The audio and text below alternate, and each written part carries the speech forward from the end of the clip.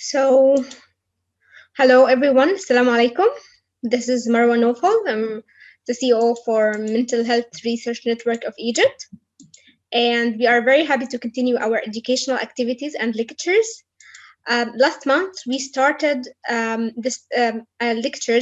series of lectures about strategies for successful publishing. And today we have the second lecture about selecting the right journal for your paper. How to pick the right home for your article, and we hope that this presentation will help us all to have the right journal. Um, this is like a brief introduction in English, as I will have another brief introduction in Arabic. السلام عليكم، أهلا بحضراتكم جميعا. لأول مرة يكونوا معانا النهاردة. أنا اسمي مروة نوفل، من الشبكة المصرية لأبحاث الصحة النفسية. مبسوطة إن إحنا موجودين كلنا مع بعض نكمل المحاضرات التعليمية. النهاردة هنتكلم أكتر عن إزاي نختار الجورنال المناسب، أو الجورنال بالعربية مش عارفة هيكون إيه الترجمة بتاعتها الدقيقة يعني. مجلة، أيوة صح، المجلة العلمية المناسبة للورقة البحثية اللي إحنا حابين ننشرها. كان في الجزء الأولاني الشهر اللي فات، وحابين نكمل السلسلة دي من المحاضرات، وإن شاء الله تكون مفيدة جدا. معانا دكتورة منى عامر للمرة الثانية، وإن شاء الله المرات أخرى عديدة يعني. أستاذ مشارك في الجامعة الأمريكية في قسم علم النفس. أتمنى الترجمة تكون صحيحة ودقيقة المرة دي. Good. إن شاء الله المحاضرة دي تكون أكتر مفيدة. I will go again in English for everyone, as I understand that some of us are not Arabs. So we are honored today to have Dr. Mona Amer for the second time in our educational activities. Dr. Mona Amer is Associate Professor of Psychology and Founding Chair of the Department of Psychology at the American University in Cairo. And she is really supportive for Mental Health Research Network of Egypt. And we are very happy to have her today with us. So let's start. Okay. Assalamu alaikum to everybody. I'm really excited to be here again for our second installment, or our second workshop in the series. And we have one more to go after this one next month. And I really, really hope that that the things we talk about people will apply and use and find useful, and that it would make a difference in your publishing career, inshallah. So last time we talked about building a solid foundation for your article. This time we're talking about, now you have a good article, it has a good foundation, which journal should you submit it to? And then next month, we will talk about how to navigate the journal publishing process. So what can you do to be strategic in terms of like how to understand how the journal operates, the steps of submission, revision, making the changes you need. And it will take you from the submission, well, first from how the journal operates to how to submit your article, to the final step of when it's finally ready to go in print and you're filling out the copyright papers and things. So that will help you, give you a little bit, more support in that. So last month, we talked about how to build a good foundation for your manuscript, for your article. So we talked about the reasons why we should conduct and publish research. And we talked about important considerations, including cultural, sociopolitical, methodological, different kinds of considerations that can help strengthen the base of your project and the manuscript. And we talked about how to develop a strong manuscript across the different sections. So from the introduction, the abstract, the literature review, methods, results, and discussion. And we talked about it being sort of like a tamthiliya or like a TV series, where really you're telling a story. And the article really tells a story of what happened before, what's going to happen next, the action of what's happening in terms of the methodology, and then sort of giving you a hint of what's going to happen in the next episode or the next show next week when the TV series comes again. And so today we're talking about sort of, now we have the TV series ready, like we have our manuscript ready. Which TV channel do we sell it to? You know, which TV channel is the best one to put our TV series, right? Which one is going to get the most audience, the most relevant audience? Maybe the advertising will bring in a lot more money. We'll get paid more money, you know. So these are the kinds of things that we're looking at. Last time, we also talked about some of the reasons why manuscripts often get rejected, some of the flaws or, you know, concerns, and also the issue of writing groups. If you did not attend last month, you can find the video online and you can watch it so you can catch up, inshallah. So today's question, finding a home for your article. What are the main criteria to consider when you're selecting amongst journals? And what's the relative weight of these criteria? Like, what's more important of the different criteria? And how do you look at a journal website and find that information that you need in order to make your decision if it's a good journal for you or not? And also, how do you find the journal metrics? Because, you know, people say like impact factor or the ranking. So where do we find that information? And then also very important, and I hope you stay till the end, is how can you tell if it is a legitimate, valid journal? Because right now there's so many fake journals. They are, you know, it's a business, and people are putting in fake journals that don't have the proper procedures for screening research and scholarship and knowledge.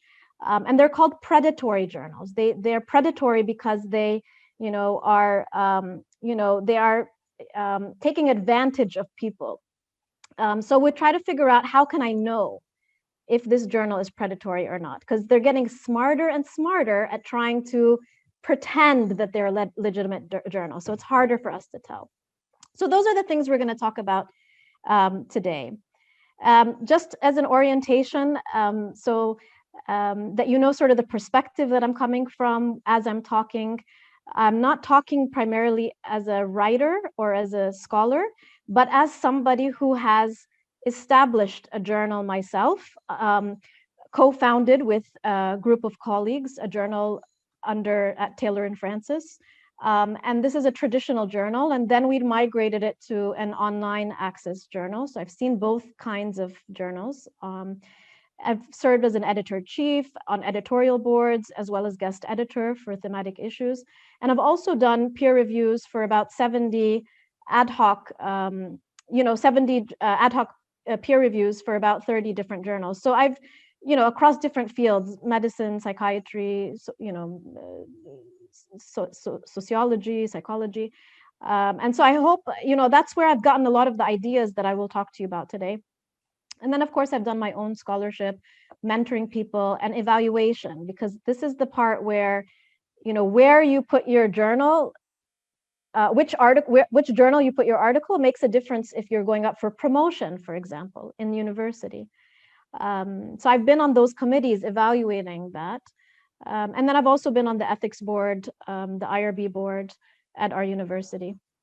So these are just some of my background experiences so that you know where I'm coming from, because that's my bias, you know, it's affecting the way I think about journals because of my experience.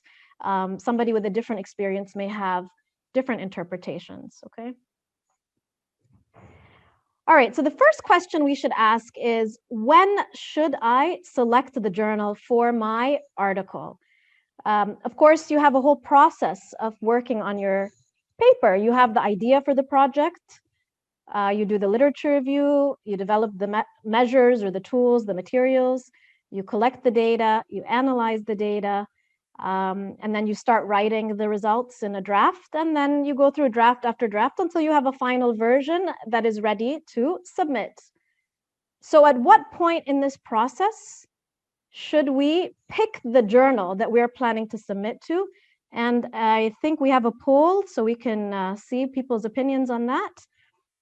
You should have had a window jump up in front of you right now. So pick what your choice is out of the options that you have.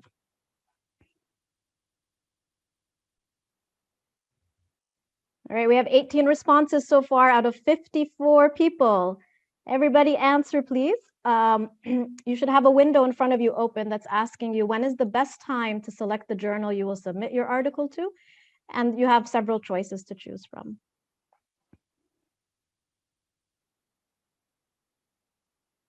So we have choices here? Yes, you have choices. You have 1, 2, 3, 4, 6 choices. In which phase you are thinking? It should have been a pop-up window that came to you, a Zoom window. Did you not get it? No, for me, It has no, like a I don't green have. strip at the top, and then... No, I don't know if, yes, there's some, yeah, we get it, yeah, so I think, so some people have it, I don't have it, Yes. I don't. Maybe some computers are blocking it. Maybe, I don't know. So I don't know the options, that's why I cannot answer. Okay, well, I can read the options out loud for those of you who didn't get it. We have 6 options. When beginning the idea for the research. The second is while doing the literature review. The third is during the data collection. The fourth is during the data analysis period. Then we have when starting to draft the article. And then the last choice is after the article is finalized. We have about 50% have answered so far. 50, not 31? Yeah. 50%. Oh, 50%. Okay, I didn't hear you. Yeah. All right. Okay, well, we can go ahead and end because it could be that some people are not seeing it. So I'll end the poll. And what we have here is that, is there a way that, Dr. Mohammed, can you share your screen to show the poll results? Is that possible? Or somebody? Yeah. I am sharing it right now. Okay. So we have like 40% said when beginning the idea of the research. About 30% they said after the article is finalized. About 20% they said when starting to draft the article. Okay. All right, so we have more people who said it should be done at the very beginning when we have the idea for the research, and then the rest of the other half you're a little bit more than half are towards the end of the process when starting to draft and after the article is fine. Okay. All right. So we can go back now to sort of my suggestions. I think my suggestion is, I can get it, is that the most suitable timing, would be towards the end of the process, but not after you're finalized with your paper. So probably after you've done the analysis and you sort of know what the results are going to be, you have a general idea of what you're going to be able to say. But before you finalize the final draft, because once you finalize the final draft and then you look for a journal, and then the journal, it turns out, uses APA style instead of in Chicago style or Index Medica style, then you have to do all your citations and references again, example. Or the journal says maximum 20 pages and your paper is already 30 pages. And then I have to sit there and like rewrite and cut and reorganize again, right? Or maybe you found a really great journal and it's focused on an angle or a topic, something, but you didn't write it to fit that angle or that topic. So now you have to rewrite it, or you have to find another journal that maybe matches your angle, but it's not as good of a journal. So it's better not to wait until the complete end, but you have to have enough of your project done so you know what you will write about in the first place. Because you could have hypotheses and then they're not significant, or something really interesting happens in the study, or so you don't know. You could start thinking about it while you're doing the data collection and while you're doing the data analysis as well. So Now, what are the main criteria to consider when you are picking a journal? There's so many things to think about. So what are the main, qualities, characteristics, factors that you are going to care about or that you think are the most important? Before I tell you some of my suggestions, I will ask you to share what you think are yours. So if you have your phone, if you want to just scan the QR code, you should be able to get to the website, which will ask you to give your suggestions. And if you don't have that, I will put on the chat a link that will take you directly to that website. And that website will ask you to give your suggestions and just put words, like some of the main criteria that you will look at or think about when you're picking a journal.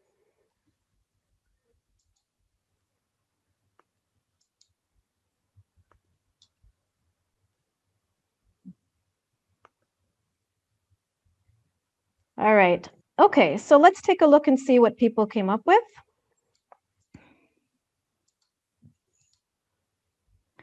So here you have a word cloud of the different words that people put. What can you see is the bigger the word, the more often people were putting that word or that description. So what's the most significant here that people are looking at? Impact factor. The impact factor. Yeah, so clearly the impact factor has a very big impact in your perception of what's important.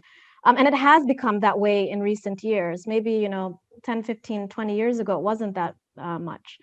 But the rest of the things we can see here, we see here people talked about the specialty, or like basically the specialization of the journal, the scope of the journal, the criteria, whether it's free or not, whether there's a fee, like you have to pay money for it.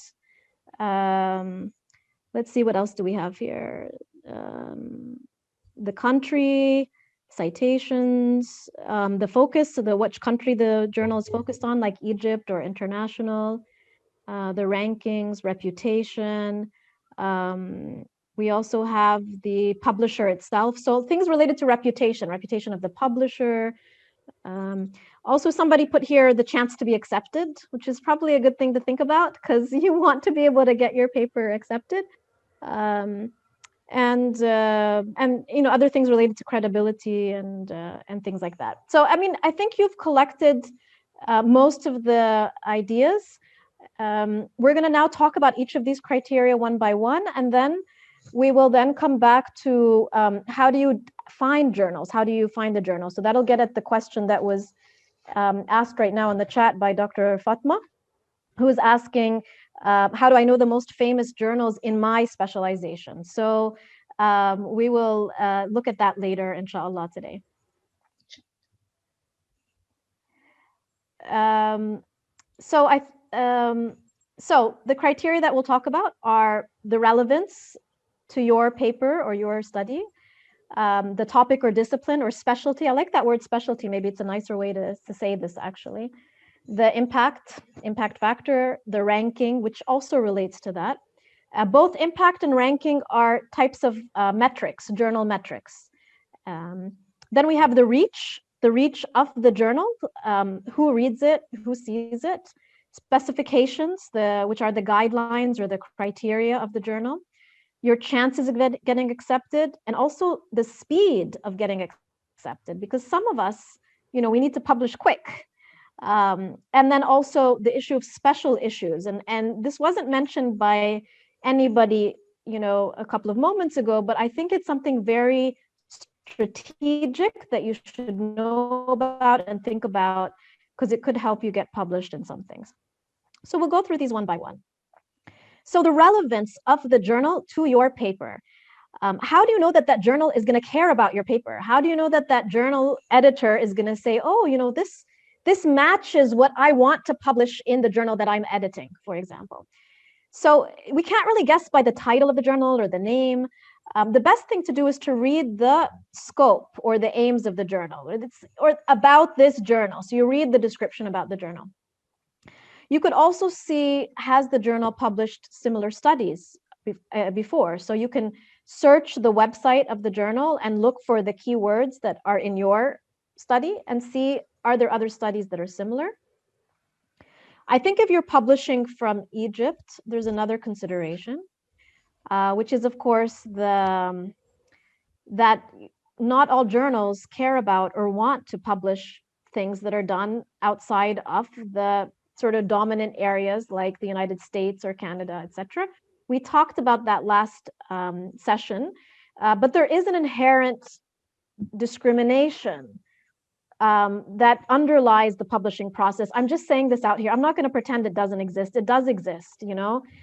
I've seen the difference when I publish the same quality paper on a similar topic, but it has Egypt in the title versus when I did it when I was in the United States. Really the difference is incredible in terms of the feedback, the likelihood of getting published, etc. And so we have to take that into consideration. So you might want to think about, did that journal publish research, maybe not from Egypt, but at least from this region or similar region, Turkey, Iran, anything that could be of a similar culture. Or maybe they care about international, like they talk about it in their, you know, I mean, a lot of journals talk about international, but actually if you look at what they publish, it's not international. It ends up being really dominated by, you know, sort of the global north, you know, the United States, Canada, Israel, and well, Israel is not global north, but in terms of publications in our area, it you know, has a lot of clout. UK, Australia, etc. So you might want to take a look at that. Also, you want to think about the methodology. You know, is this a journal that publishes my type of methodology? Like if I'm doing a certain kind of statistics or a certain type of qualitative research. Some journals don't like qualitative research, or they don't like that particular type. So you might want to look at that. And also, does the editorial board have expertise in that area? One rule of thumb that I've found really helpful that many people have also done is that, you know, in your manuscript, at the end, you have your list of references. So the list of references are the papers that you are citing in your manuscript or in your article.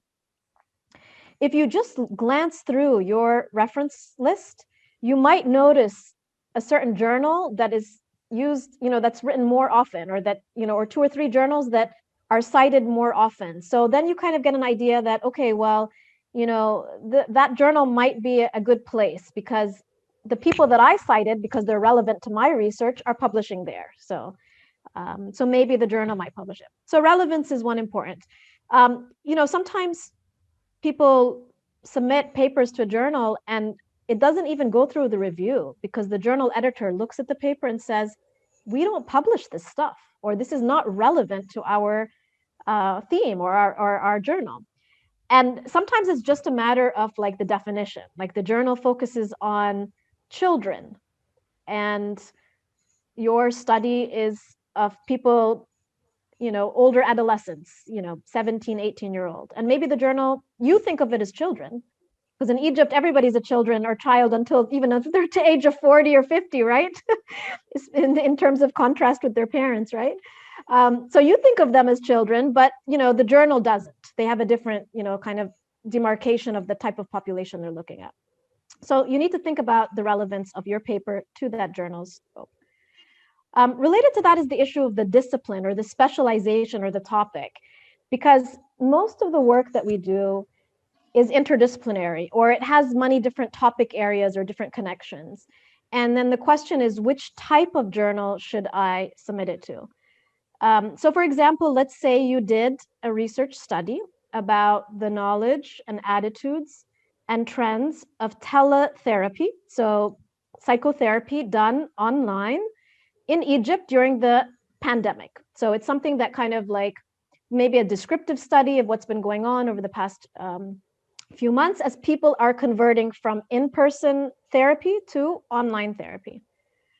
So what do you think? Let's open this up. People, please speak or raise your hand if you want to give your suggestion, or type in the chat.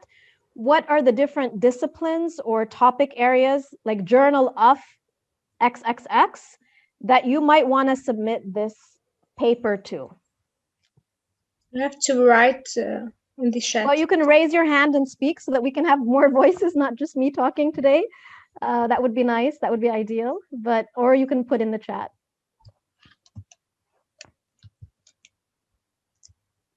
All right. So I see here we have a comment by Dr. Marwa. Do you know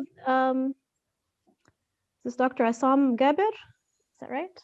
Yeah. Assalamu alaikum. Walaikum salam. What kind of journal do you think we can submit this paper to?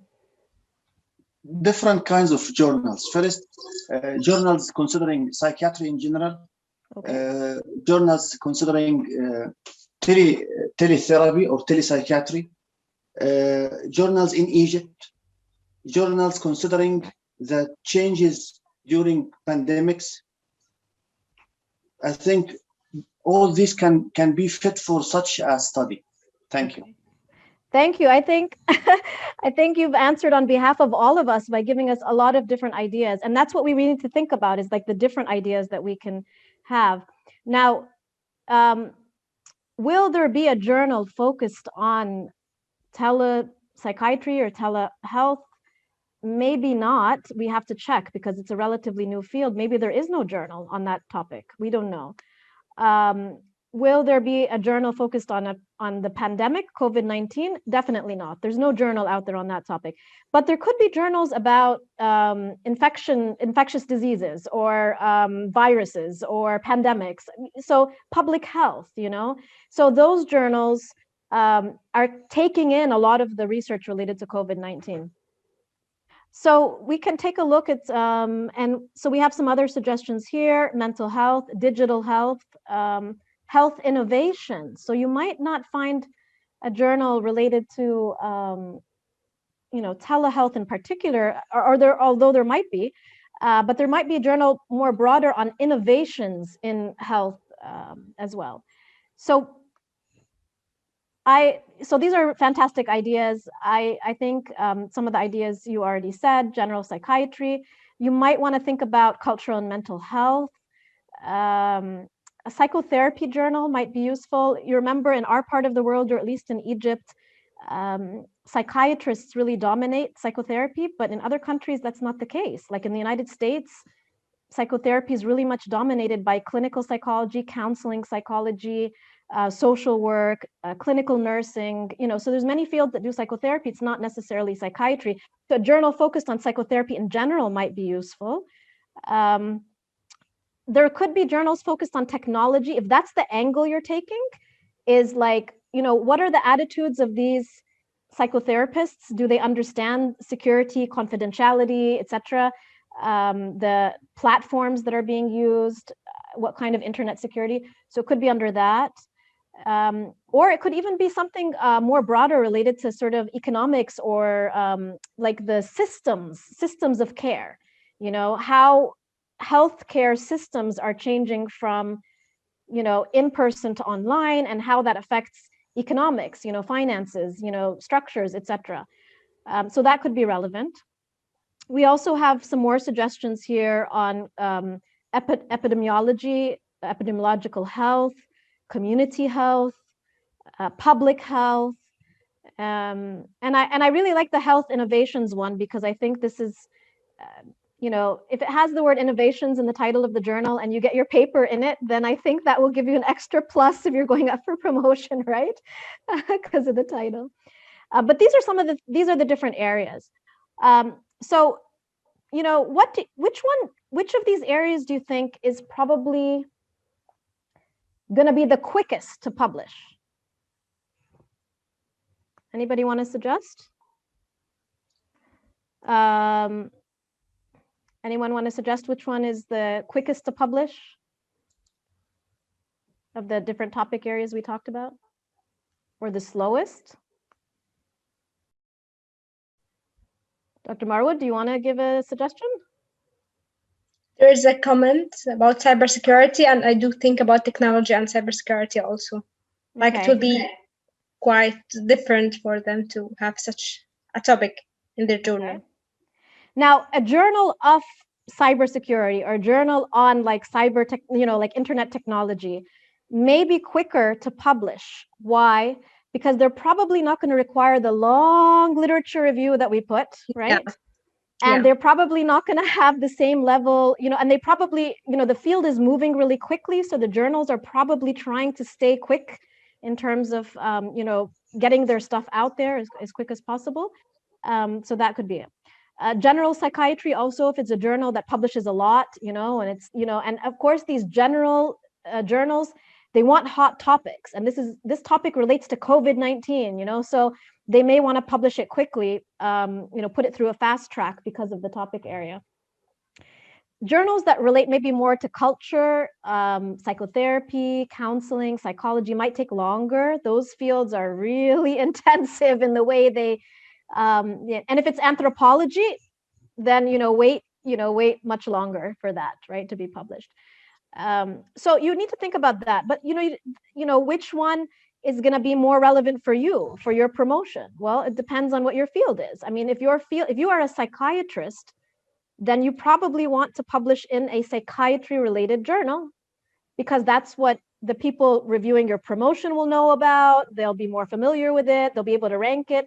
They may not be as impressed. Why are you publishing in a economics journal? Why are you publishing an epidemiology journal? Like, why? They might not get that. And different journals, different fields also have different impacts, right? The more it's focused on experimental design, the more it's, we'll get into the impact factors in a little bit. So that's something to think about.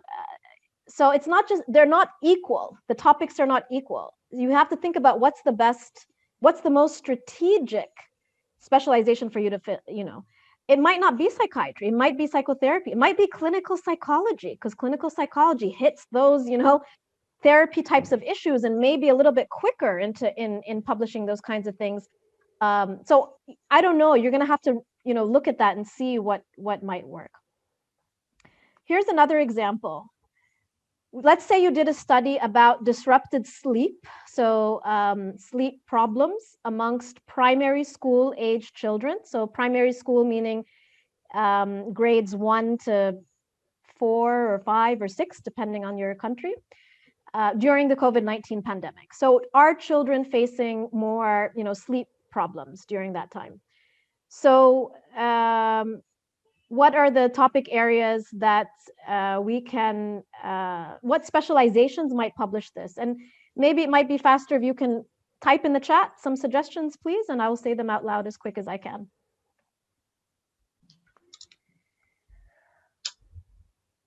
All right, so we're seeing a number of people putting child health, things related to health or children, child health. Sleep medicine, sleep disorders. So something related to sleep might be relevant. We also have, community health. But a lot of people here seem to be focused on either, it seems to be gravitating towards child health or child mental health and the sleep medicine sort of sectors. There are a couple of additional comments though. We have community health, school health. If your topic is really, if the kids are not sleeping, it's going to affect their schoolwork. So that might be relevant if that's connected somewhere in it. Sleep, social health, hygiene could be related to a journal focused on pandemics. Somebody said pandemics here. So looking at like the impact of pandemics on something like this. So, so it looks like we have a lot of great ideas here, community mental health as well. So I think I've come up with pretty similar ideas here: child behavior and development, sleep disorders, stress and mental health. There could be journals focused on like societal contextual factors that impact mental health, culture and mental health, and a public mental health as well. We don't see public health, mental health in some of these suggestions, but it is a public mental health issue. It's a public health issue if people are not sleeping, right? And the other thing to think about is that a lot of you are putting child health, child mental health, but you have to remember that there are a lot of journals on child development in general, and they tend to be more coming from like the psychology perspective, but they might also really want this kind of article. And they may think about it in a way that you're thinking about it, in terms of sleep being a behavior or affecting behaviors or being a consequence of behaviors or the context, which might be, a different way of looking at it. So it depends on sort of what's the angle that you're taking your paper? You know, how do you want to present it? Which one fits the best for what you're doing? And again, each kind of journal, depending on its background, has a different readership. Who's going to see it? Do you want people involved with child development or child care, or do you want psychiatrists? Do you want pediatricians to read it? You know, somebody said here pediatrics. Well, why not just a general pediatrics journal? Because that's who you want to read your paper. You also think about the other criteria. Some fields have higher impact, higher circulation. You know, a very specialized journal, like a journal of a particular type of sleep disorder or sleep, may not have big readership. A lot of people may not use it. But a general, sort of journal focused on, general child development may have a wider readership or circulation. Also, some journals are indexed. When we talk about, when you search for a journal, you look in an index, right? So a database, and we'll talk about that in a little bit. But different journals are indexed in different databases. So if you know that a database is important for you or your department or your specialization, you want to make sure that journal is indexed there, etc. So, again, you have to think about, you have to weigh the different factors in terms of picking which discipline matches your topic the most. And the way you write the paper will change accordingly, right? So for example, somebody put here suggestion for children, child physiology. Well, a physiology journal is going to have a different angle when you talk about sleep than a child behavior, then stress and mental health. Each one would have a different angle. So you need to see which one fits the best. But the good news, I think this should make us optimistic, that with your topic, there's lots of ideas of where different homes. You don't have to be thinking so, in a narrow frame of where you can publish. No, there's lots of opportunities, lots of ideas. You just have to be creative, flexible, and think about what would work for you. Now, we're going to talk about the impact factor. And I think before we get into that, we probably need to break to pray before we talk about these metrics. I think this is a bit symbolic of this moment. So we're going to take Dr. Muhammad or Dr. Marwa. How long should this break be?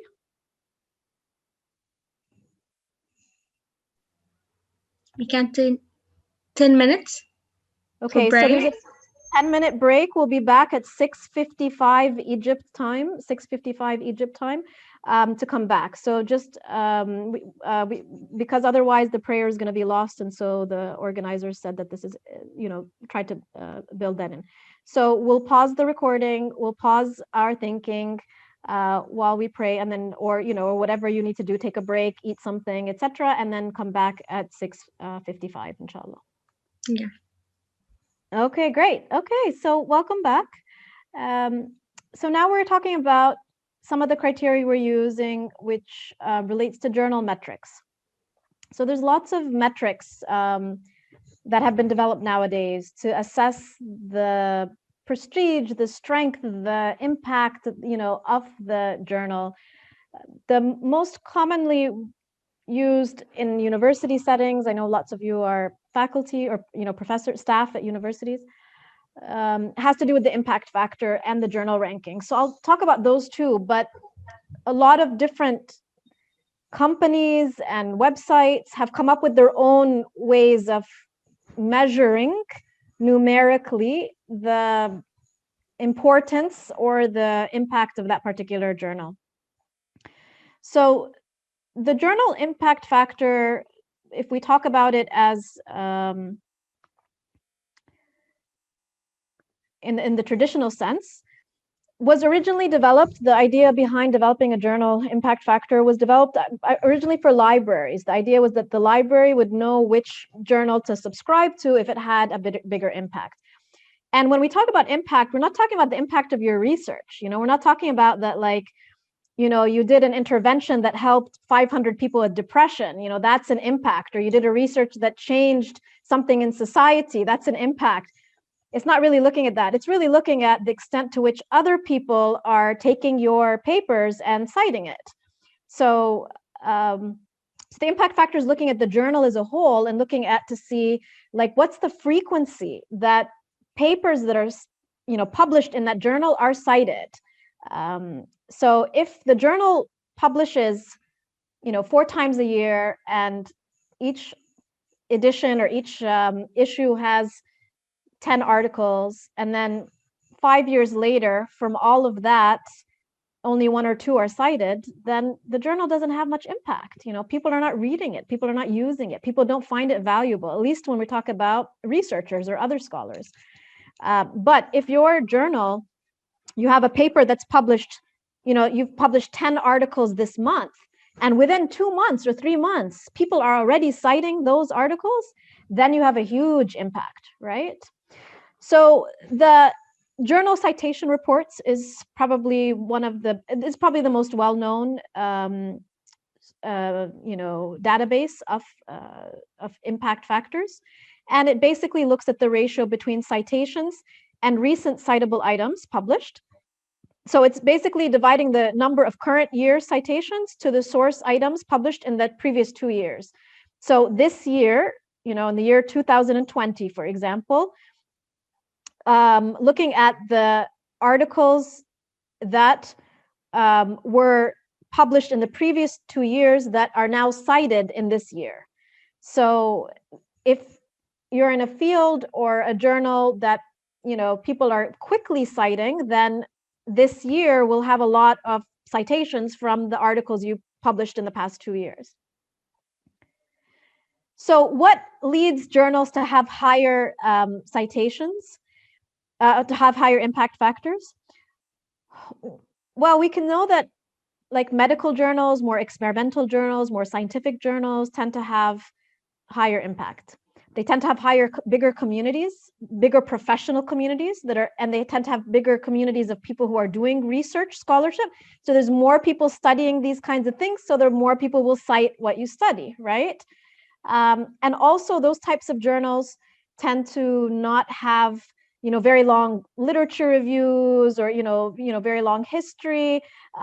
They tend to be you can write up the articles quickly. Like if you're writing something in the basics like chemistry, physics, you can write it up quicker than if you're writing something in anthropology or something like that, where you might take you, just the literature review might take you a year, or months and months to write up, right? So there's a difference there.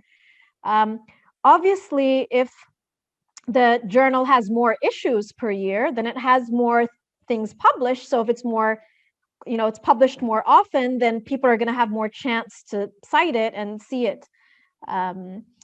The journals that are, well known in your field, the journal that's published by this particular association, so will have probably have higher impact because every member of that association gets a copy of the journal. So that's a lot of people who get a copy, and that's a lot of people who read these articles who will then say, oh, I'm going to cite this article in my paper.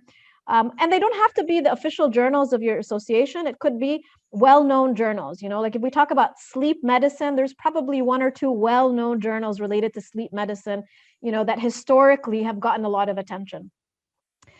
Also, impact is higher if more people can access the journal. If the journal is like, very few people subscribe to it, your library doesn't have it, you find the abstract, but you can't get the actual article because it costs too much money, you can't, then you're not going to cite it. So the more barriers you have to reaching the articles in that journal, the more difficult and the less chance that those articles will be cited. So that's why journals that have higher circulations, and also journals that are available online, like that are open access, that you don't have to pay money, anybody can download it, they are going to be cited more often. And also if the journal has a preprint, meaning that they've accepted your paper, they have not yet placed it in a future issue, but they're posting it online ahead of time so that scholars can start to cite it quickly. So because you have this like advanced printing or advanced publication before it gets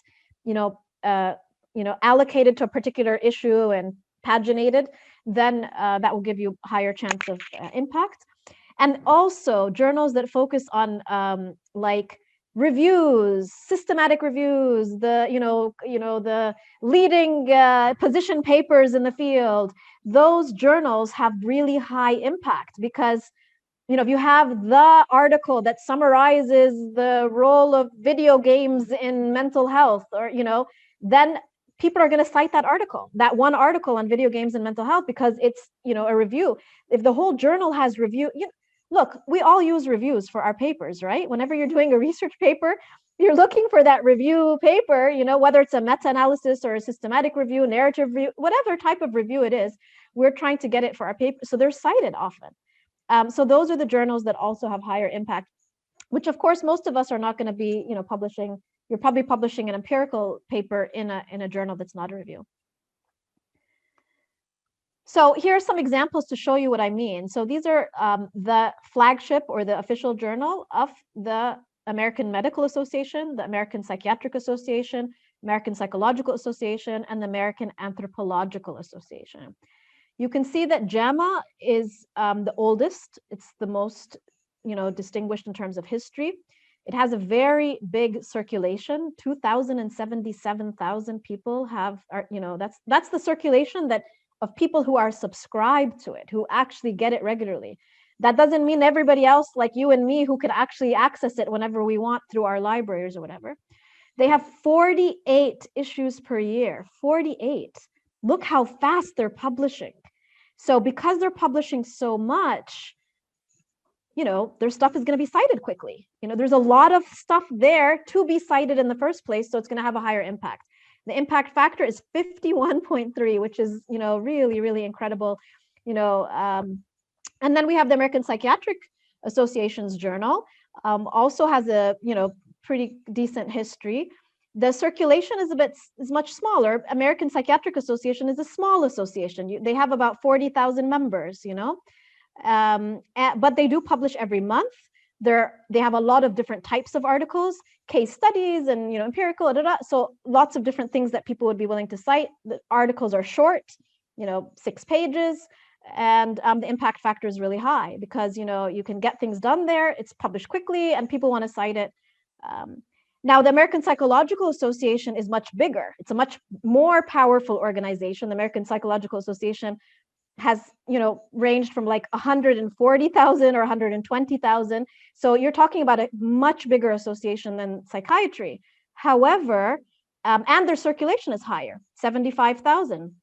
But they publish fewer articles. The articles are very long not very, but longer comparison. They're, full-length articles.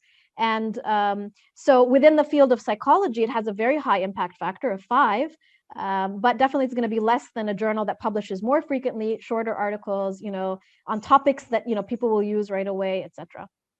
And then American Anthropologist has a smaller professional community. They publish 4 issues per year, which is the norm or the standard, and the impact factor is much lower. And you have to remember too that the type of research makes a difference too. Like if you're doing a research in anthropology, you're not going to get an article that you read today and then finish your paper tomorrow and then publish it. What's going to happen is that the article that you read today is going to be sitting with you for another few months while you work on your paper, because it takes longer to write these papers. And then of course it takes longer for, the cycle of, citations to happen. I think for most of you, if you're looking at what impact factor should you be looking at, I think for most of you between 1 and 2 is probably, the range of many of the specializations that you're in or the types of journals you're going to focus on. If it's less than 1, it's probably pretty low. If it's, more than 2, that's much better. If it's more than 3, that's much more rare. Usually if it's more than 3, within each of the specialization that I think many of you are in, based on what I heard ahead of time about the audience, there are few journals that will be above 3 or 4, and it really depends on the field.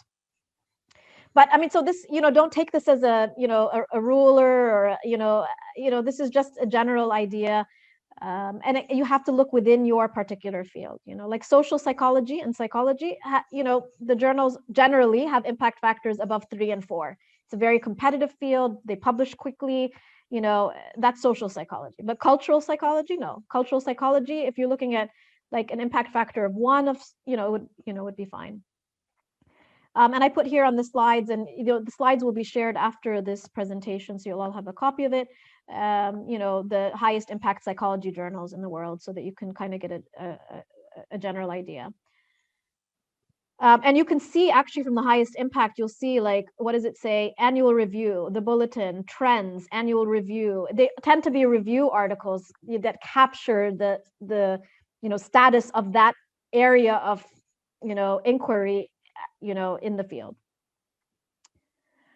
So how do you find the journal impact factor? Well, the Web of Sciences, the journal citation reports, the JCR is probably the best one, and the one that you're probably going to use if you're going up for promotion.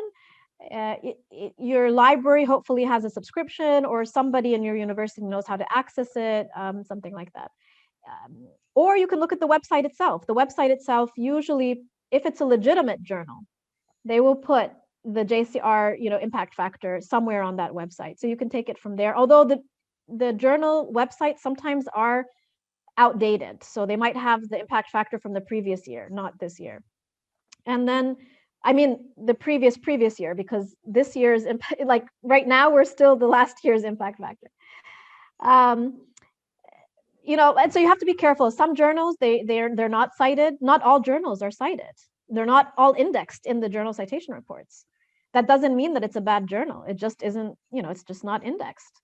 So, then you might have to find another metric or another way of figuring out what the impact factor is. And many journals calculate their own impact factor in their own way, or there's another website or another group that calculates it and they put their impact factor. Now, the problem with impact factors is that they really are biased by the field. As I said, if you have a larger scholarly community, you're going to have more people who are going to be citing. If this topic area is a topic that has a lot of people researching it, you'll have more citations. If it's a field in which they tend to write shorter articles with shorter literature reviews, bam, bam, bam, bam, here's the article, brief reports, those are going to be cited quicker.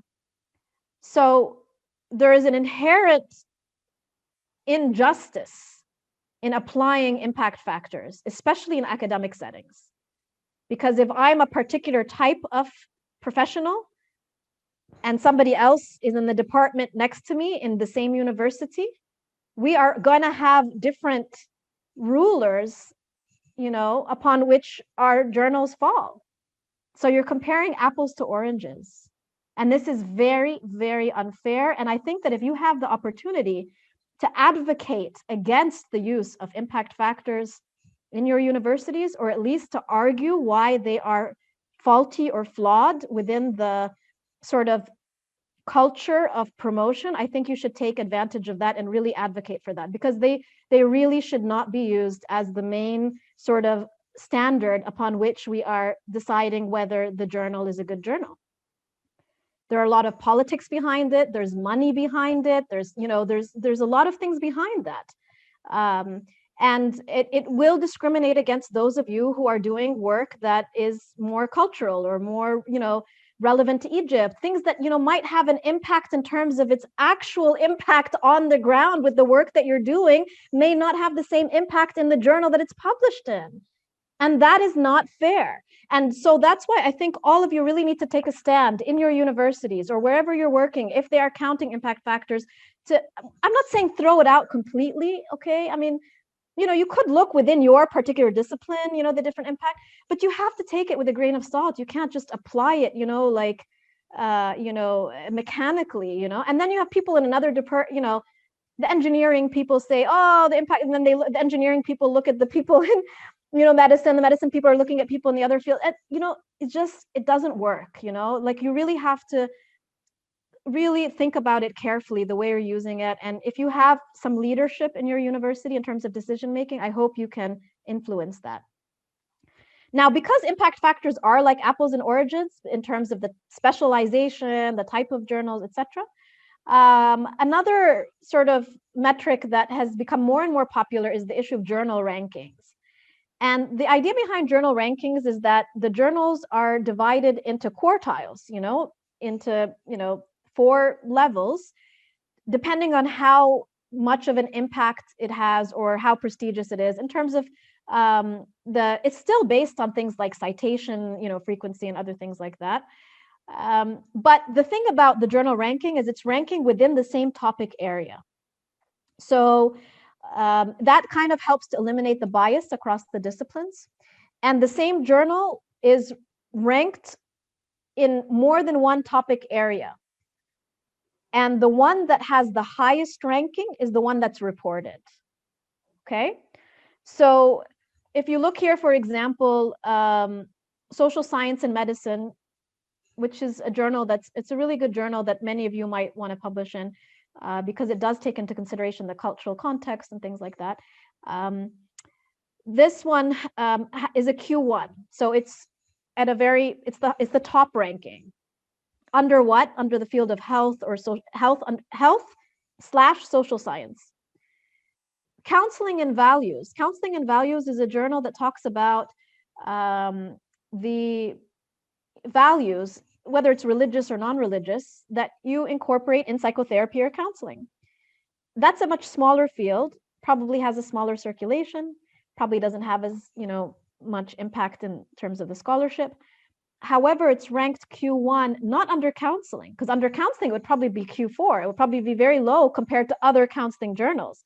But it's ranked that according to in the section of religious studies. So within the religious studies types of journals, because this is considered a religious studies journal, it is a Q1 journal. So basically, Counseling and Values, when it's indexed in the database that does the rankings, it is placed into like the 3 or 4 main topic areas: general counseling, whatever, and then religious studies. And so what it does is that it picks the best one. So it says, oh, Counseling and Values is a Q1. Do you see what I mean? So it's, if you compared it to other counseling journals, it would be probably much lower, but because that, and that's what makes it fair, or a little bit more fair, because it's comparing within the field, and then it's allowing it to be compared under more than one field, and then it's picking the best field for that journal, right? In terms of what it says. And here's some other examples. Transcultural Psychiatry is a Q2. Egyptian Journal of Neurology, Psychiatry, and Neurosurgery is a Q4. And unfortunately, we're going to find that journals published in our part of the world are going to be ranked much lower. They have less accessibility. They're going to be cited less often. They're going to be published less often, etc. How do we find the journal ranking? Well, we go to the 𝓜𝓸𝓷𝓪 database, and you just search. So you just search for the journal that you're looking for, and I'll show you that in a couple of minutes when we look at the journals as well. They have their own metrics as well, like other metrics of other than the rankings, the Q rankings. It has other metrics as well, but including an impact factor related metric as well. So that's where you can find the ranking, and the link is here, so you can take a look at that. Another thing you want to consider about is the reputation of the journal, right? Many of us know, like, oh, this is a very good journal. As I said, it could have a good reputation because it is published by the professional association. It could be something that's well known historically, focused on scholarly communities. Within the scholarly community, it's very well known. If it is, has been published for a longer period of time, 1950s, 1960s, 1970s, it probably will have a better reputation than a journal that is published yesterday, because more people know about it, more people have cited, published in it, etc. And published by a well-reputed publisher. And the bigger publishers are Wiley, Elsevier, Taylor and Francis, which is Routledge, Springer and Sage. I would say those are the the big ones. And then there are others that are that have less volume, and I can add some more of these to the slides so that you know about. So maybe I'll add some more to the slides before I send out the slides so you can have more. And then you have the associations. Some associations have a publisher as well. So like American Psychiatric Association publishes its own journal. You know, they have their own publishing thing.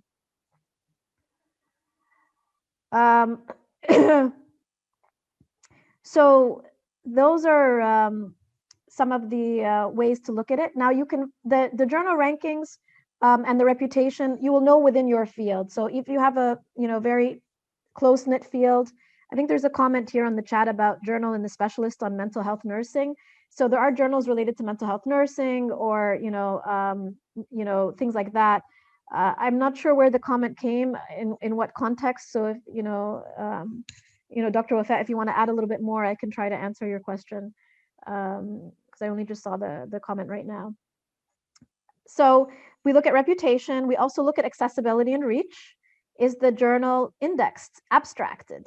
So if somebody is searching in Medline, will they find that journal? Now, just so you know, these databases, Medline, Social Sciences, PsycInfo, they don't just magically put journals in them. And they don't like go out there and say, oh, you look lovely, you're a psychiatry journal, I need to add you to my database. That's not how it works. What happens is that the journal has to apply to be included in the database. And there are guidelines and criteria and a certain length of time of publishing, etc. So if the journal is indexed, abstracted in that database, people will find it. So if I'm searching in, Medline, if the journal is indexed in Medline, I will find the articles that are published in that particular journal. So that's very important. When you look at the journal, you want to see where are they indexed. Because you want to, the more databases they are included in, the more people who are accessing those databases will have access to your article, and they will see it and they will find it and they will cite it. So that's very important to think about. And then, of course, many of us use Google Scholar. Google Scholar is a meta database, meaning it's not one. It just takes from all the databases and kind of includes it in one. So it's like that.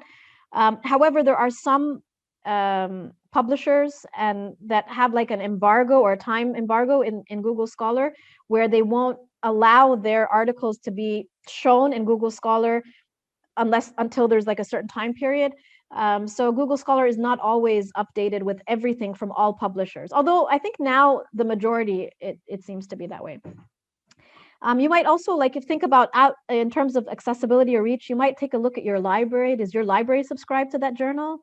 If you have a very big library and then it does not, then you're like, oh, that journal probably is not, doesn't have a good reach. But if you have a small library and it's not, then, well, then that doesn't really tell you anything, I guess. And then, of course, open access, if it's an open access journal, so it's freely available online, it will have higher reach and access. More people can find it and use it and reach it without paying money or without having some kind of payment wall behind it. Or if your article is open access within a journal that is not open access. So you can pay extra money in many journals and get your paper to be open access. So it depends. So that's something to think about in terms of criteria, like what's the reach and who's who's getting it, who are reading it. Another thing to think about is the specifications of the journal. What is the type of article? What are the types of articles they publish? Maybe you have a brief report, 3 pages, 4, 5, 6 pages long. But many journals don't publish brief reports. So then what? Maybe you have a review paper, but the journal only publishes empirical papers. So you want to make sure that it publishes the type of thing that you're looking at. So you have to read very carefully the instructions for the authors. The instructions for the authors will tell you, what type of papers they allow, what is the page length, what is the citation style. Those are things to think about. Because, if you've already written your paper or you're very used to using APA style, for example, the American Psychological Association, then why waste your time with another style? It takes so much time and effort, to do the citations and the references, although many people hire somebody to do it for them. but it does take time to do it. And so, why not just shoot for, the same, the journal that uses your citation? Page length is another big one. Like if your paper is qualitative research, you probably have a longer paper because you want to put quotations from the participants. So you're not going to be able to submit it probably to a journal that, maximum 15 pages, and you need at least 20, 25, 30 pages to write your paper. So think about the specifications.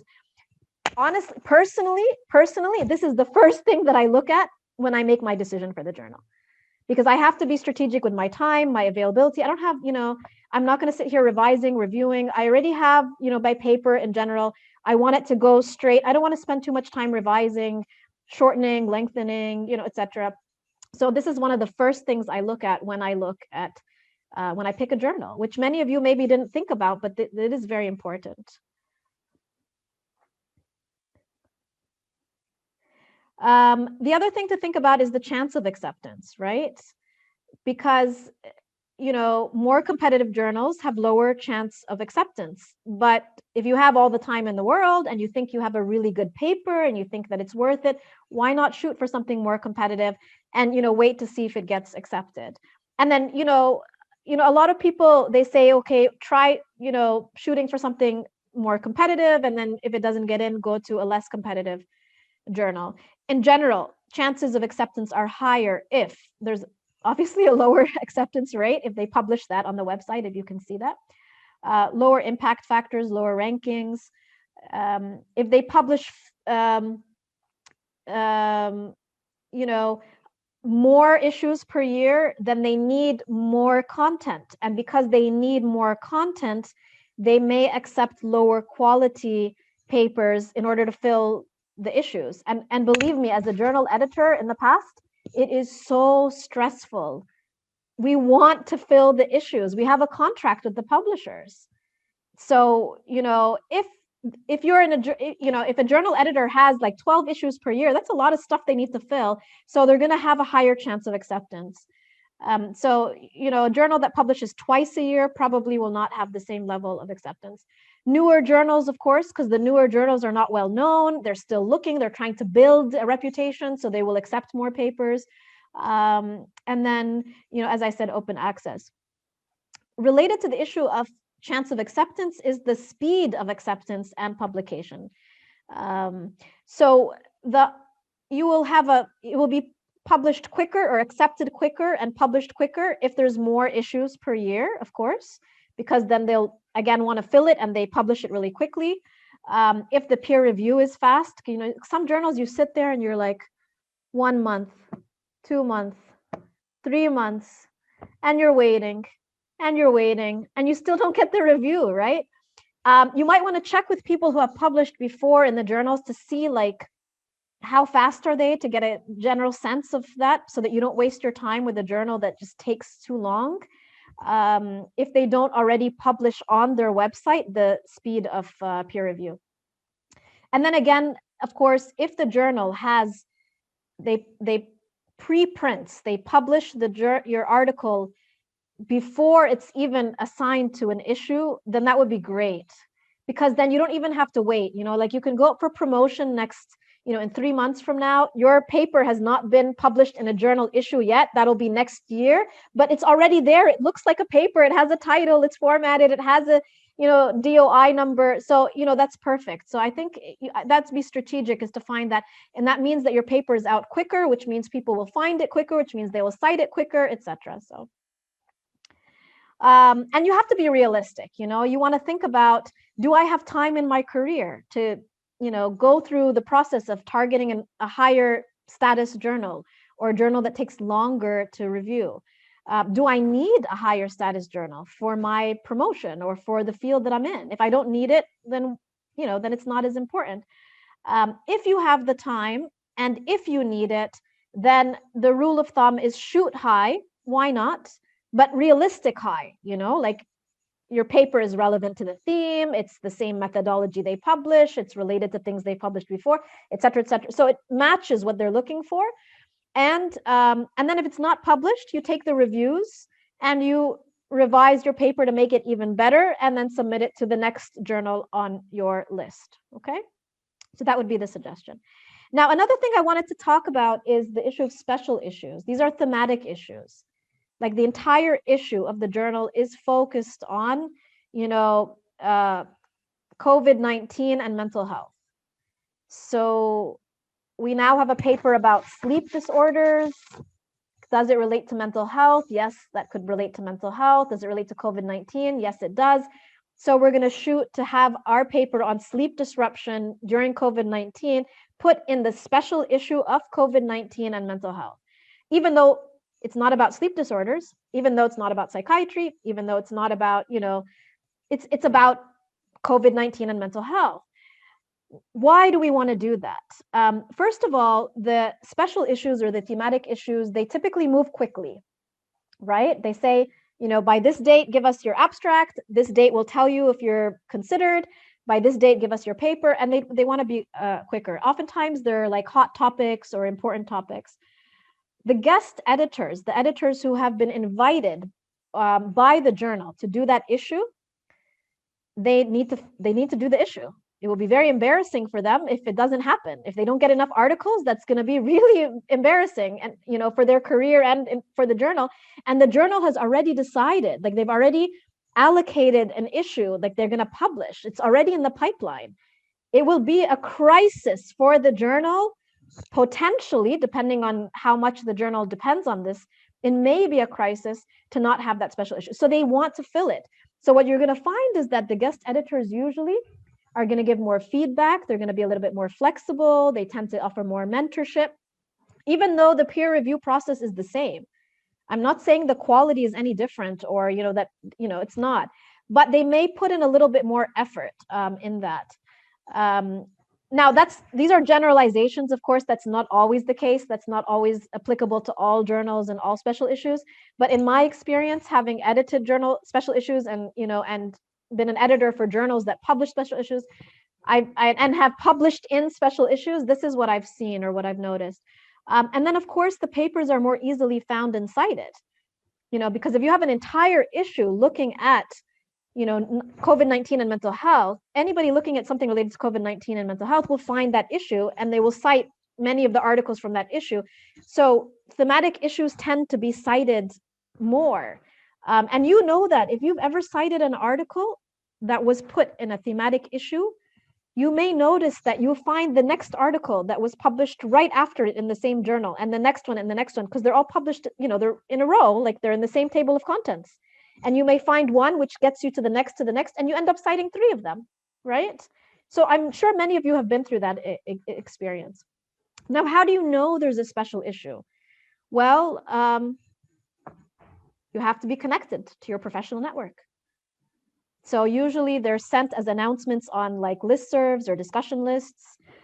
It could be posted on websites, not necessarily. It could be of the professional association. It could be posted on the website of the journal itself. They might post an announcement.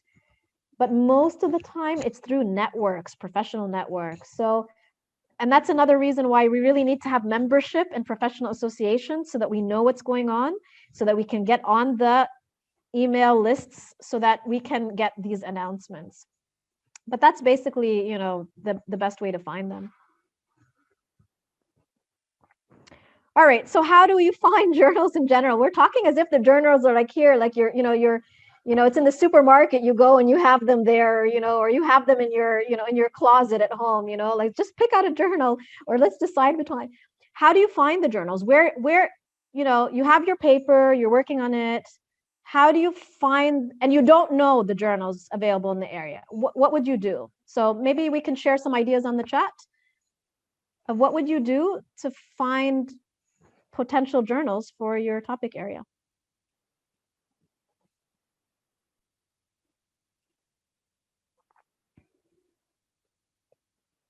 Okay, waiting for some more comments here about where would you find a potential journal that you can publish in if you don't know what are the journals in the field. Okay, so some people are referring to like databases like Elsevier and Scopus. Your own reference list, somebody said here, looking at what, who has published, what journals have been published in your reference list. So number of people, a lot of people saying Scopus. Scopus is a good one. Yep. So there's many different ways. I mean, you can just do a simple web search, journal, sleep, hygiene, see if anything comes up.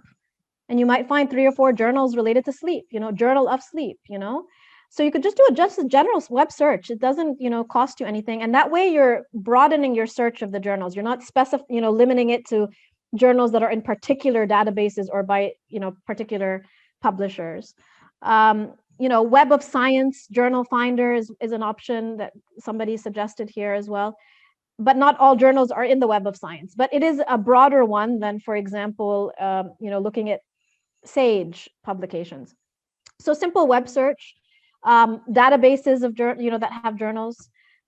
You could also look for journal publisher websites. So like you go to Wiley or Sage or Taylor and Francis and just go onto the website and see what do they have. What do they have in their list of journals that relate to your topic area? You could also search the databases that that give you the metrics, like 𝓜𝓸𝓷𝓪, which gives you the metric for ranking. So you can just, of course, not all journals are ranked, so it's not going to have all of them, but at least you will have a ranking at the end when you put your papers in, for promotion or whatever. The other thing you can do is also you can search online for list of, journals in the area of, culture and mental health. Somebody somewhere, usually a librarian in a library, has already put a list for you. So, somebody earlier today, asked, how do I find, journals related to, I think they mentioned something about linguistics or linguistics and as it relates to sort of mental health. So, maybe there's somebody who put out a list already of like psycholinguistics journals or linguistics journals that could be relevant to you. So you could look online and look for those lists. But of course, you have to, this is somebody making that list, so it won't have all the possibilities. It might not be accurate, etc. So, but that. All right, so I'm sharing with you right now, this is the 𝓜𝓸𝓷𝓪, journal ranking. So I will just, kind of look for something, let's say journal, adolescent mental health, and see what we get. So we have several, journals here that are ranked. Well, actually, there's only 2 that are ranked. The search is really specific, by the way. It's not going to give you related words like related to mental health. It's trying to get you that journal you're looking for. So it's not going to get you Journal of Child Psychology, for example. So here we have Journal of Child and Adolescent Mental Health. It's published by Taylor and Francis. And you can see, for example, it gives you the subject areas that it's classified under. So it's both under psychology and medicine, and under pediatrics and psychiatry, which is under medicine, and clinical psychology and developmental under psychology. So those are the 4 classifications that it's under. I think most journals have 4. It has lots of metrics, and you can even see like over the years how it's changed in terms of its rankings, etc., etc. And the very end, you can see that it's a Q3. So it's in the 3rd quartile under clinical psychology. So under the 4 topics we talked about, the highest for this journal is clinical psychology, and it is a Q3. Although if you look at the history here, you can see in the color-coded that there's a number of years where it was red, which means that it was a Q4. So it's kind of gone up and down. It hasn't been stable at a Q3 over those time. So that just to show you what that looks like. And then here's an example of a journal that a lot of people have tried to publish in and like because it's relevant to our part of the world, Transcultural Psychiatry. It is a Q2 journal. You can see here on the front page that it gives you the impact factor, and it says, and you can click to get more information about the indexing. So where did they get this number from? Is it from the journal citation reports, or is it from somewhere else? But it says 1.936, which is pretty good for a culture-related journal. You can see on the front page that it's announcing things like, well, this is an old announcement. It's saying that transcultural psychiatry is calling for papers for a special issue on training in culture and migration mental health. The deadline was December 1, so it's too late. But, you know, now you might know, like, keep checking the journal. Maybe there'll be a new special issue coming up soon. Because imagine if you were doing a paper related to training in culture and migration mental health, like refugees and training refugees, that would be amazing. You could get it into a special issue maybe. And if you look online also, every journal has information that's important for you. You have, of course, the journal information, the information about the journal itself, like its description, its aim and scope. So you can see here just the description of what it's about. It's telling you what they care about, what their values are, what they focus on. So that's about the journal. We also have more specific about the aim and scope. So you can take a look at the aim and scope. You want to make sure that it says peer reviewed, of course, if you're in a university, because probably for promotion, they're only going to accept refereed journals. And usually that's in the first sentence of the aim and scope. And it tells you like bullet points of what the journal likes to publish or what's important to it. So you might say, okay, well, that sounds relevant. And then you might look for, well, what about the, you know, editorial board? You might want to see, is the editorial board, you know, who's on the board? Do they have international people? Do they have people from our region? Because that might help you. Submission guidelines will tell you step by step what you need to do. What's the page length, the type of citation, you know, referencing, different types of articles, etc. And abstracting and indexing, of course, will tell you which databases it is cited in. So we have here, for example, this is the list. Now, it's a pretty long list, but you have to use your judgment because, you know, these journals know that if it looks longer, it looks more impressive, and people are going to be more convinced that it's a journal that's cited a lot or that it's indexed so people will find it when they're doing their literature review.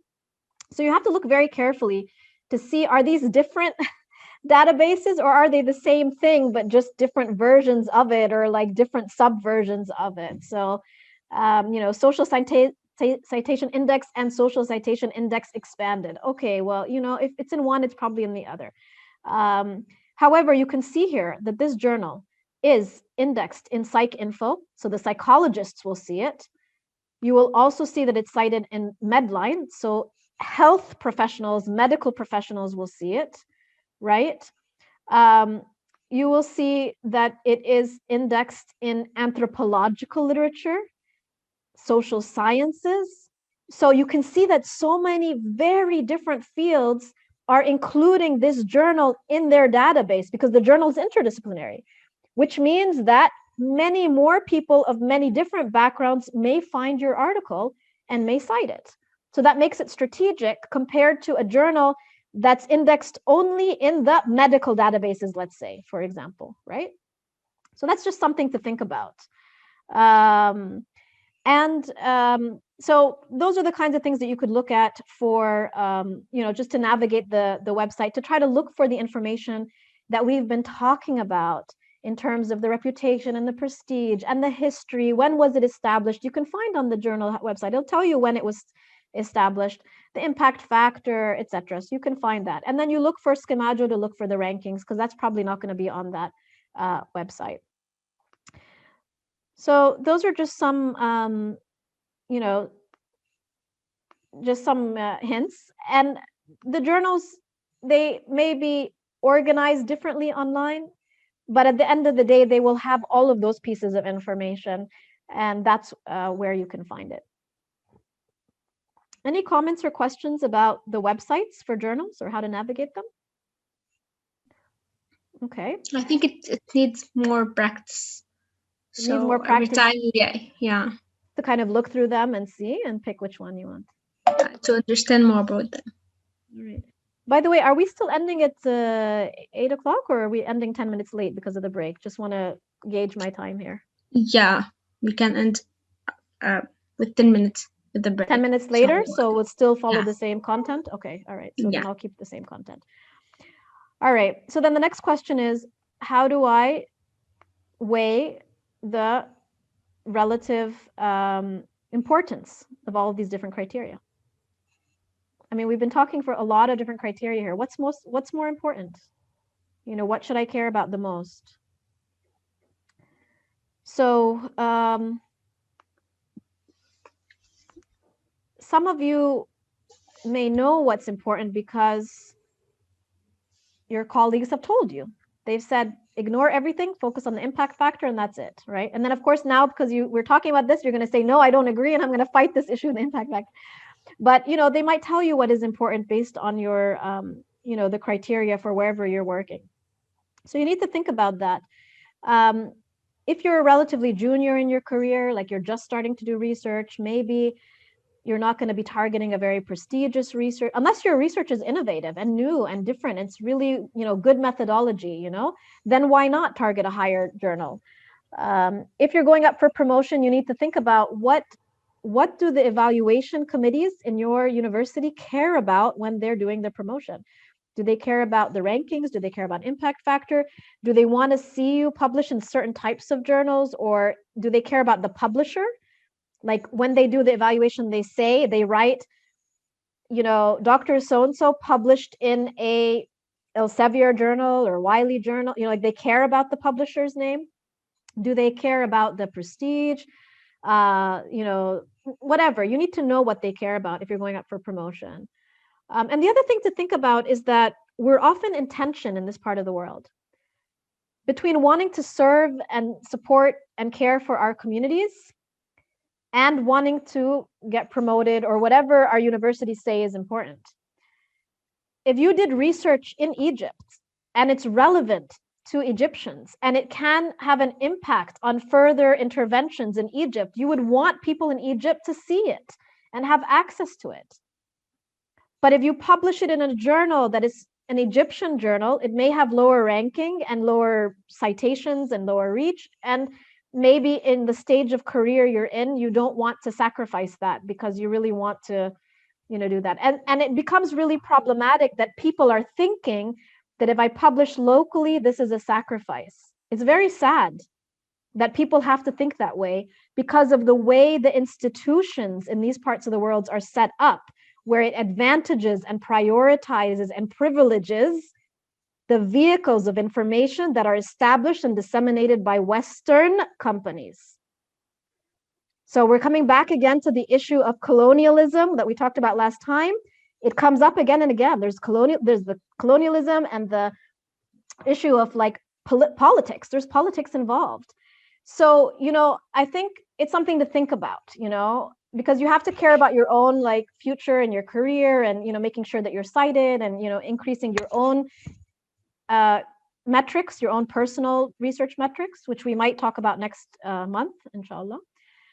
But also, you know, so you might want to think about not black and white. What about doing 2 articles, different content, because you don't want plagiarism and you don't want to publish the same thing with the same, you know, but you might have a different angle or a different type of results or a different storyline that you might publish in an Egyptian journal, or you might, for example, post something on the website, like on your website, like a summary of what you found. So you're not violating copyright from the article that you're publishing in a mainstream journal, but you have like a summary, you know, that you publish on your website, so that in Arabic, so that people can access it.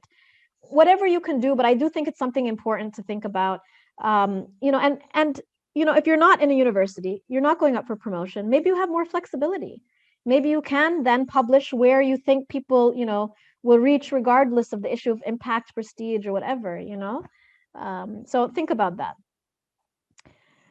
All right, so those are some of the things to think about. Now, you know, we've talked for quite a bit, and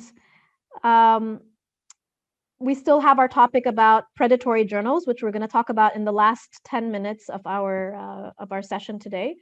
But for now, what I want to do is break up the flow of this presentation and do some breakout rooms. And what I want you to do in your breakout room is very quickly, you're going to have 4 minutes, like, you know, 4 minutes, maximum 5, quickly, pick a topic. One of you in your group, pick a topic for an article that you're almost done with. You've done the data analysis, you have the topic ready. and quickly online look for 2 journals that could be relevant, and quickly compare the 2 journals and see if you can come up with something, you know, very fast. Now, of course, that's not how we normally do it, but this is just to give you a taste of the process, and get ourselves, you know, get our feet wet in what we're talking about before we talk about the predatory journals. So is someone gonna divide the breakup rooms, or should I do it?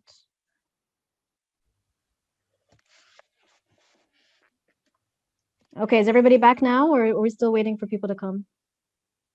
I think all are here, I think. Okay, fantastic. Okay, so so now, does anybody want to share what they came up with in their group? If there's any group that had a, you know, made a lot of progress in that meeting. I know it's a short meeting, so you might not have been able to make a decision. Yeah, I think in our group with Dr. Amer, if you want to share what we found.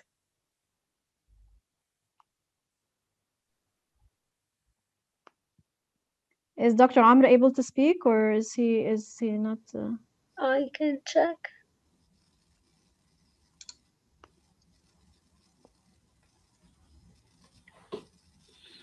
If anybody wants to talk, you can raise your hand. Yes.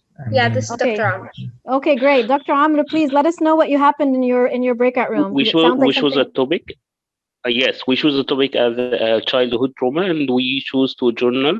First one, Journal of Pediatric Healthcare, and second one, Journals of Child and Adolescent Trauma. First one, we find impact factor 1.5, as I think, Journal of Pediatric.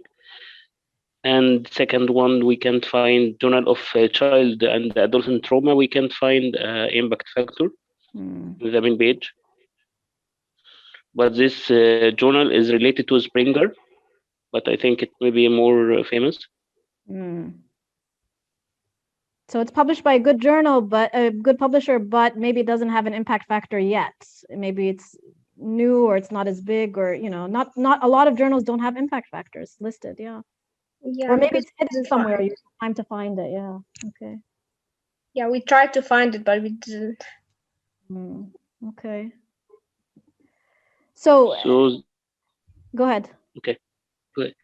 The Journal of Child and Adolescent Trauma, I don't think it's new. There is a volume 14 now. Wow, 14 years. Recent. Latest issue is volume 14. Okay. But we can't find impact factor in main page. You know, and we don't know if the both journal is paid or free. We don't know really. For us as a public, for us as a researcher. Okay.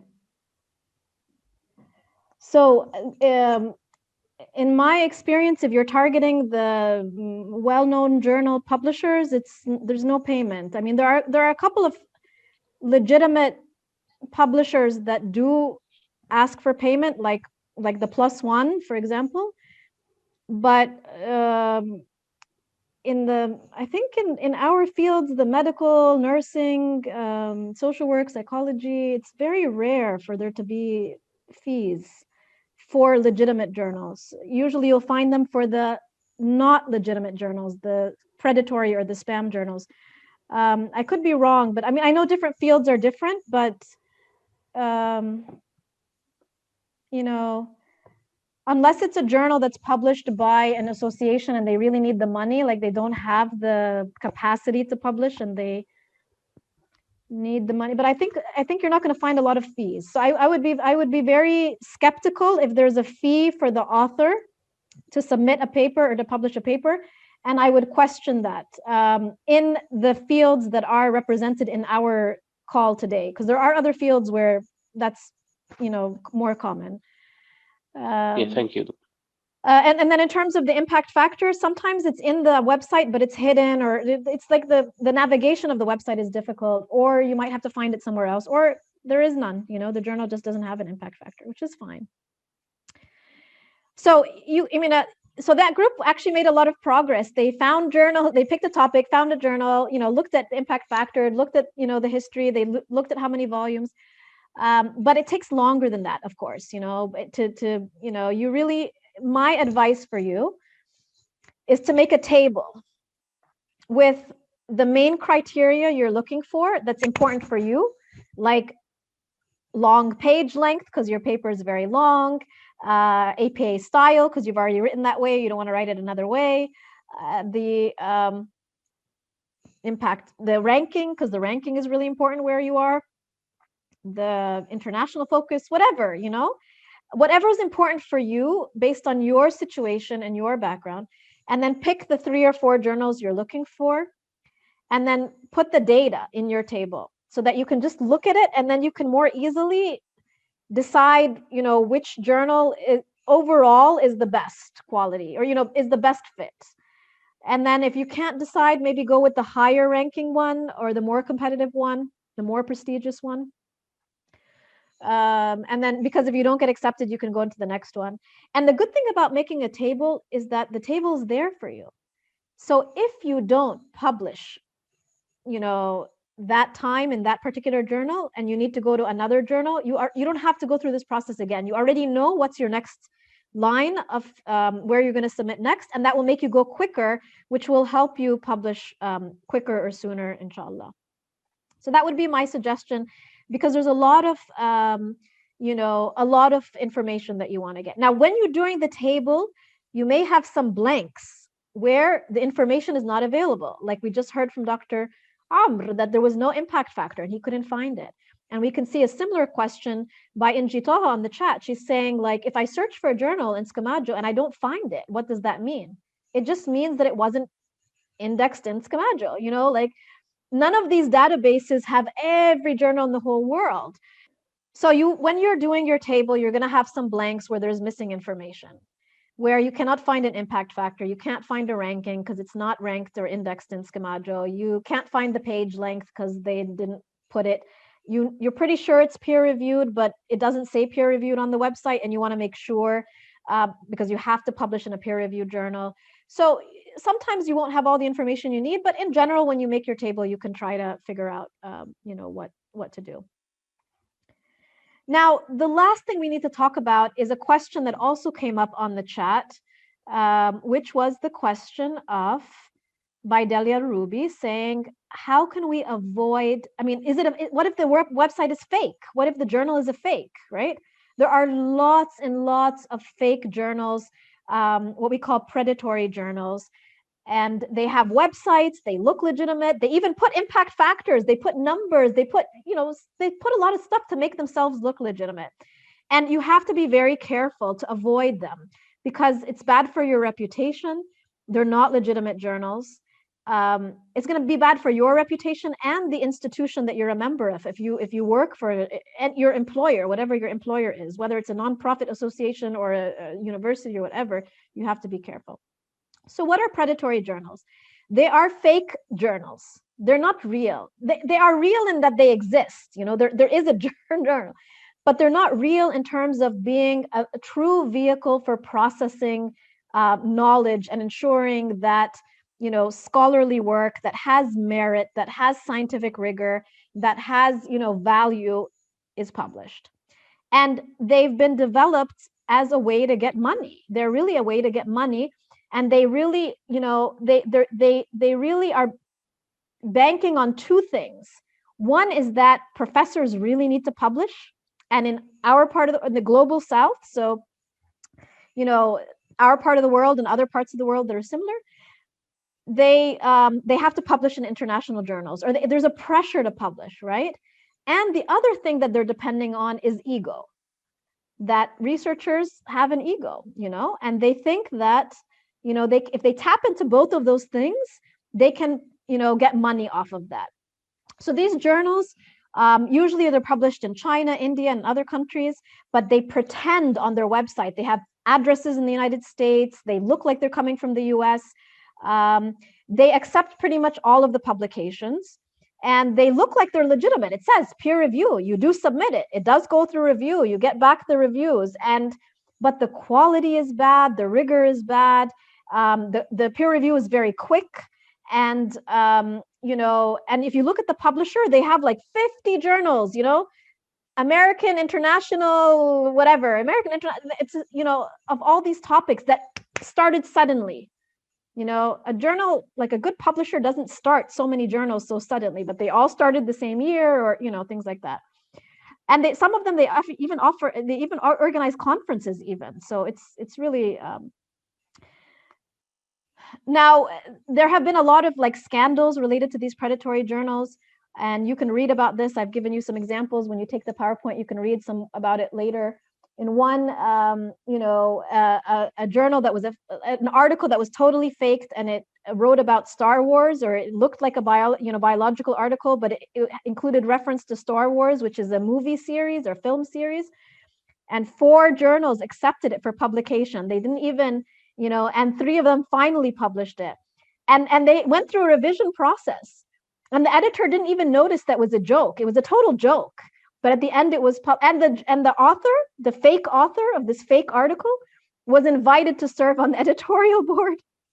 So that's like one of them.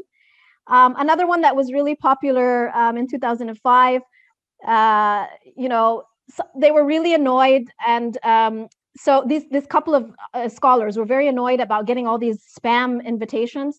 So they wrote an article that said, "Get me off your effing mailing list." And the entire article was that sentence. That's it.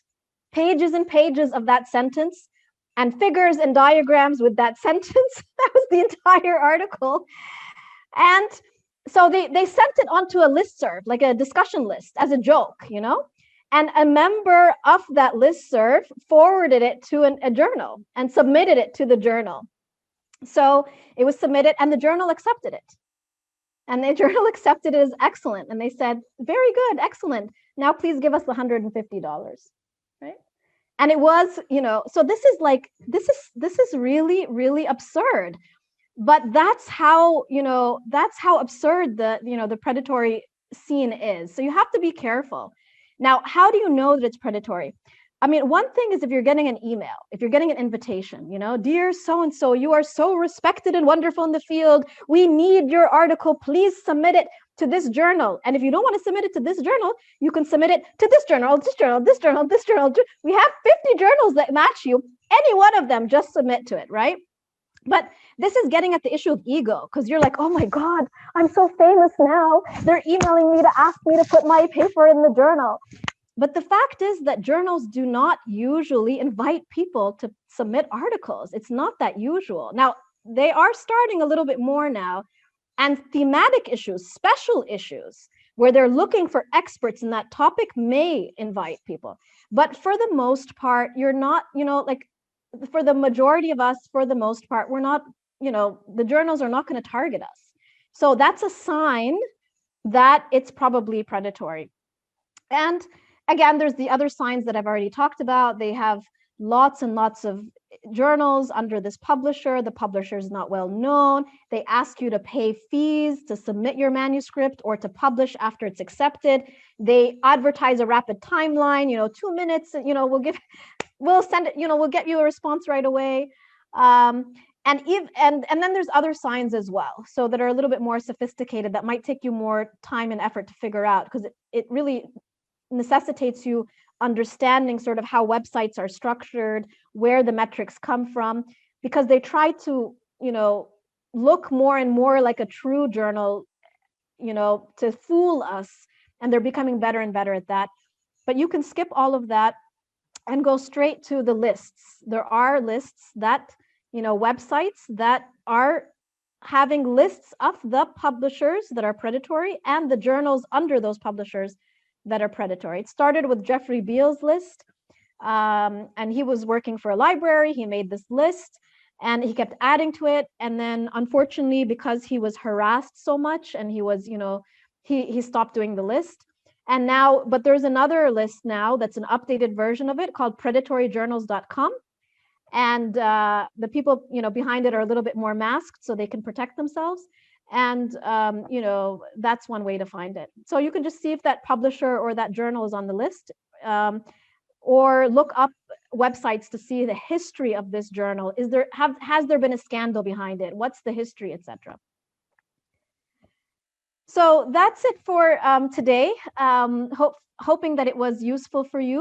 Hopefully between now and the next session, you've finalized your paper, you've picked the journal that you're going to submit it to, you've edited it so that it will match the requirements for the journal.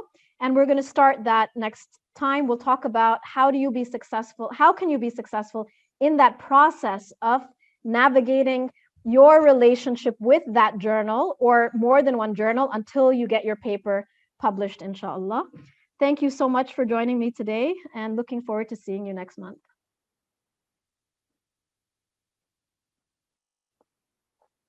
And Dr. Marwa, you're on mute, by the way.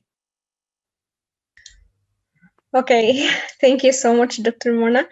It was very valuable and interesting lecture as usual. And I think we all are excited to have the next lecture, and we hope that we try our best to help ourselves with the research, with the projects we have.